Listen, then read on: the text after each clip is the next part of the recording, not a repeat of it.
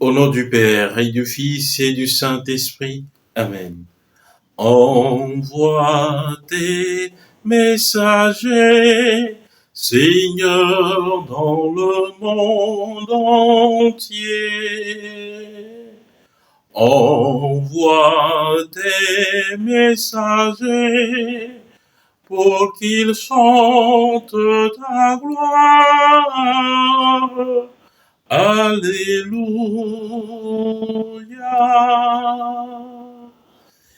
Évangile de Jésus-Christ selon saint Marc. En ce temps-là, Jésus ressuscité se manifesta aux 11 apôtres.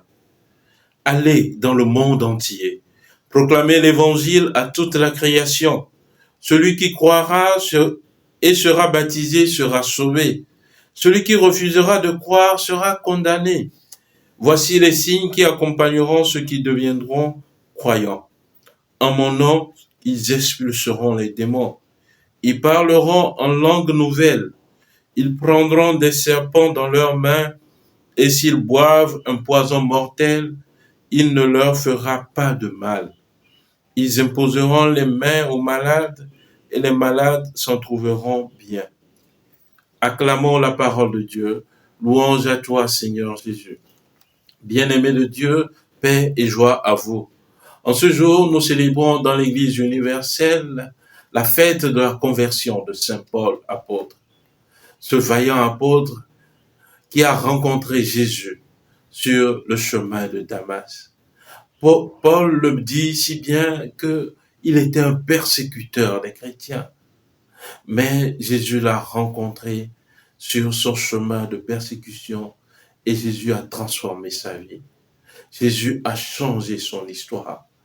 Bien-aimés de Dieu, cette fête de la conversion de Saint Paul apôtre nous enseigne que nul n'est trop loin pour Dieu, que Dieu a un projet pour chacun de nous, que Dieu peut se servir de chacune de nos situations pour en ressortir sa plus grande gloire. Bien-aimés, que cette fête de Saint Paul apôtre, cette fête de la conversion de Saint Paul apôtre, nous aide aussi à nous rassurer que Dieu est présent au milieu de notre histoire. Et bien évidemment qu'à un moment, qu'il se manifestera à nous.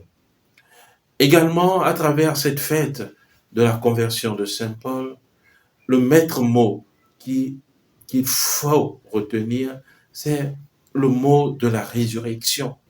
C'est à partir de cette résurrection que Saint Paul a été transfiguré. C'est Jésus ressuscité qui apparaît dans sa lumière à Paul sur le chemin de Damas. Et c'est ce même Jésus ressuscité qui apparaît à ses disciples, à ses apôtres dans l'évangile de ce jour. Alors, chers frères, chères sœurs, cela pose beaucoup de questions à moi. Est-ce que nous croyons véritablement en la résurrection? Nous avons fêté la Pâque il y a 8 mois de cela. Mais est-ce que cela a changé profondément mon existence? Est-ce que je me suis converti? Beaucoup de frères chrétiens reçoivent le corps du Christ ressuscité. Chaque matin ou chaque dimanche, nous le recevons. Mais est-ce que nous sommes conscients que c'est le corps du ressuscité que nous recevons? Est-ce que cela change quelque chose en nous? Comme Jésus ressuscité a rencontré Paul. Et cela a tellement changé sa vie qu'il nous dit dans l'antienne ouverture de ce jour que je sais en qui j'ai cru et j'ai la conviction qu'il est assez puissant pour sauvegarder jusqu'au jour de sa venue le dépôt de la foi qu'il m'a confié. Lui, le juste. Nous sommes dans la deuxième lettre à Timothée, chapitre 1, verset 12. Il sait en qui il a mis sa foi. Bien-aimé, en qui tu as mis ta foi? Notre foi est fondée sur la résurrection, sur Jésus ressuscité. Jésus ressuscité apparaît à ses apôtres et leur dit « Allez dans le monde entier, proclamez l'évangile à toute la création. » Allez dans le monde entier, proclamez l'évangile à toute la création. Ce n'est pas à tous les hommes, mais à toute la création. Aussi bien les hommes que l'environnement qui nous entoure, les végétaux, les animaux. Saint François d'Assise l'a compris, qu'il appelait le soleil, son frère la lune, sa sœur, qui dialoguait avec les animaux, avec les végétaux. Bien-aimés, où en sommes-nous en tant que chrétiens? Et Saint Paul lui-même nous le dit dans la lettre aux Romains, que la création tout entière aspire à la révélation des enfants de Dieu. Où sont les enfants de Dieu au milieu de ce monde, au milieu de cette création? Également, Jésus nous dit dans l'Évangile, voici les signes qui accompagneront ceux qui deviendront croyants. En mon nom, ils expulseront les démons, ils parleront en langue nouvelle, ils prendront des serpents dans leurs mains, et s'ils boivent un poison mortel, il ne leur fera pas de mal. Ils imposeront les mains aux malades, et les malades s'en trouveront bien.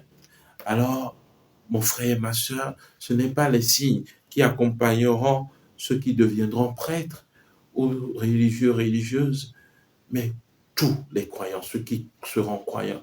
Le chrétien, c'est celui qui croit en la résurrection du Christ. Alors cela m'interpelle, est-ce que je crois véritablement au Christ ressuscité? Si je crois, ces signes doivent se manifester dans ma vie.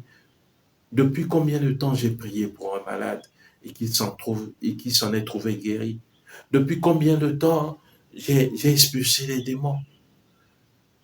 Cela nous interpelle, chers frères et sœurs. Notre vocation chrétienne, ne la ratons pas.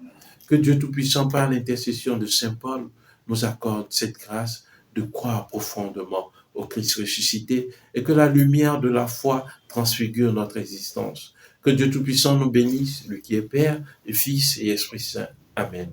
Excellente journée de prière et de travail et que les bontés de Dieu demeurent avec vous. Amen.